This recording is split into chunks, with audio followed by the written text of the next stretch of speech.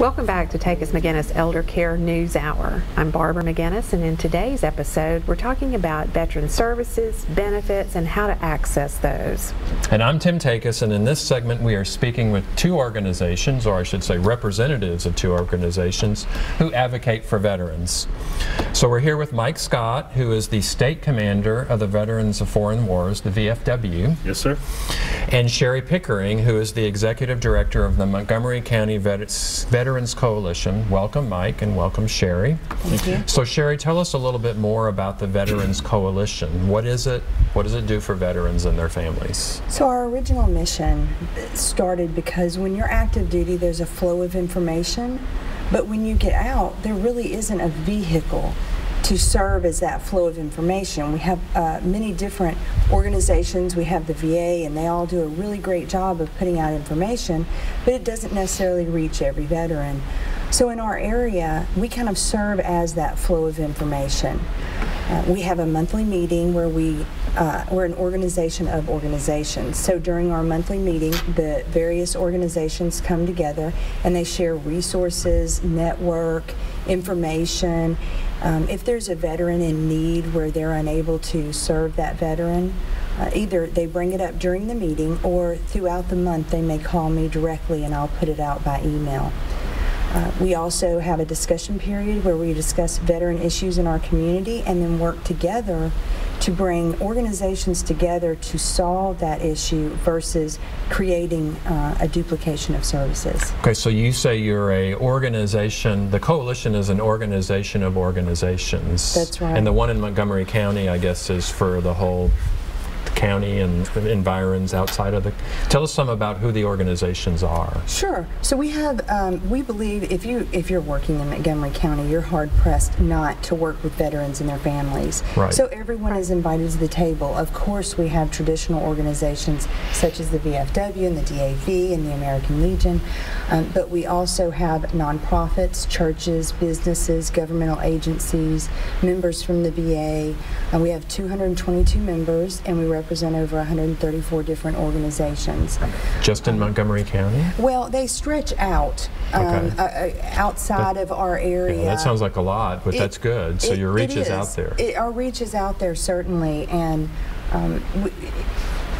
we really work to make sure that all the resources are used appropriately and so that no resources are wasted. You know, they're not easy to come by. Right. And just like the individual organizations, they work really hard to fundraise.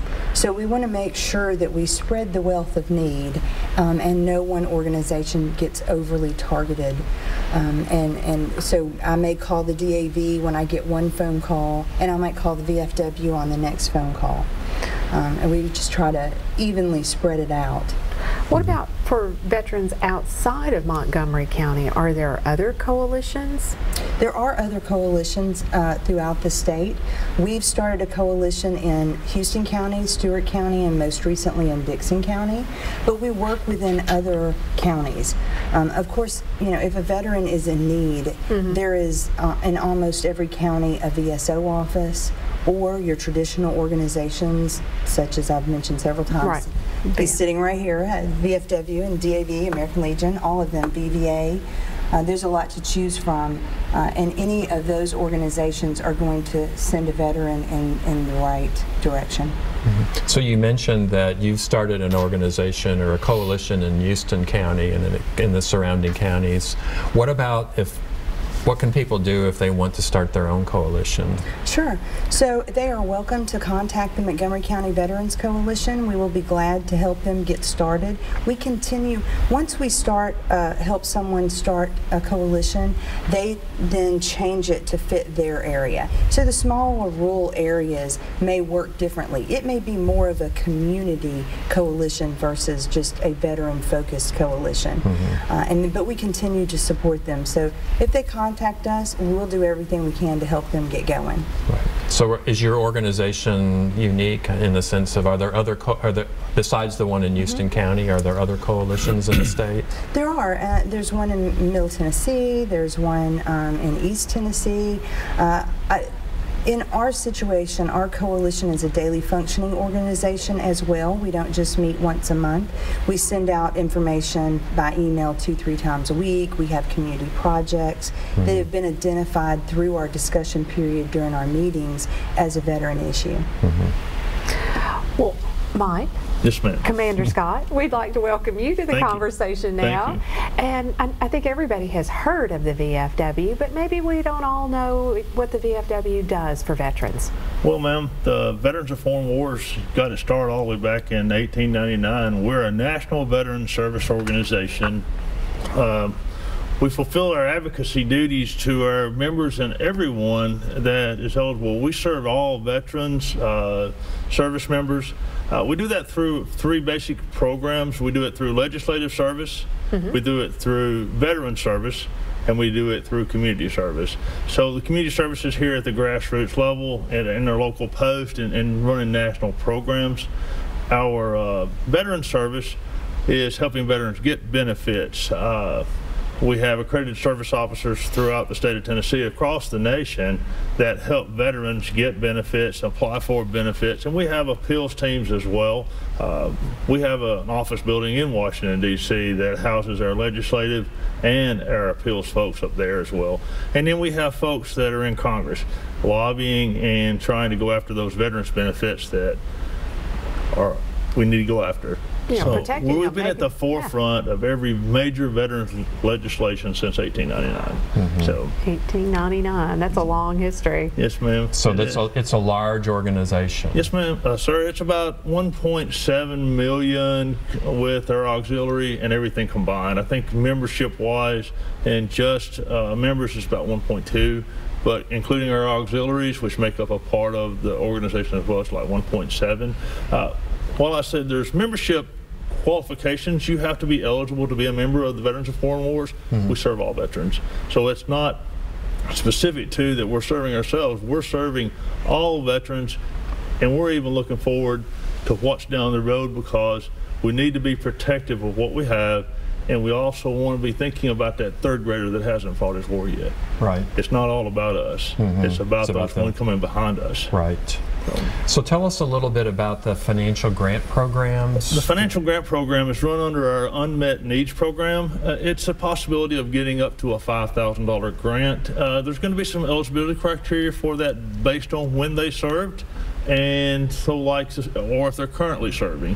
For someone that's currently serving, there would need to be a hardship related to a deployment or maybe a pay error, and those all happen in the military. I don't know if you're familiar with that. They sometimes happen, and their pay gets messed up, or they're going to be discharged for a medical condition. For someone who's a recent dischargee, somebody since post 9/11, they're going to need to have some kind of an employment handicap or service-connected condition that's impeding their employment. And for the folks that were before that, it's going to be folks that are on fixed incomes that are going to need an emergency situation of an immediate need. Can you tell us just maybe one type of person that you have helped through that program? Like, give us a brief example that you can think of off the top of your head. Off the top of my head, no, that's kind of put me on the spot. That's okay. Yes, we have helped a lot of folks, but underneath that program, we'll also have the disaster grant program, and I can't speak intimately about that one because when the tornadoes hit in Macon County in 2008, the VFW was there, and they were using me to point out who the veterans were that lost their home. And you were writing checks. And we were writing checks. Perfect. So, and it happened in Houston recently. They were there last year in North Carolina and in Louisiana. So we're there to help veterans and try to get folks back on their feet. The unmet needs program is there for you to use. The application is online. It's at vfw.org, but you can also reach out to our post. The VFW is made up of about. Let's put the contact information. Great. So we've just got a few minutes. We've got a few seconds left. So sure. I'm sorry, I didn't mean to run long. No, that's great. No, you're great. There's just so much to say about it. Right. Okay, so here's your phone number. Here's also Montgomery County Veterans Coalition, and you have a Facebook page? We do. Yes. Okay, great. I know the VFW does as Department well. of Tennessee Veterans of Foreign Wars, and then Tennessee, or the VFW National has a Facebook page as well. So. Great. Yeah. Well, Sherry and Mike, we both appreciate what you do, and we appreciate you taking out the time in your day to be with us this morning to tell us about it. Thank you for turning in to Takacs McGinnis Elder Care News Hour. I'm Barbara McGinnis. And I'm Tim Takacs, and look at our website for more information about any of the programs that we talked about this morning. Thanks for being with us.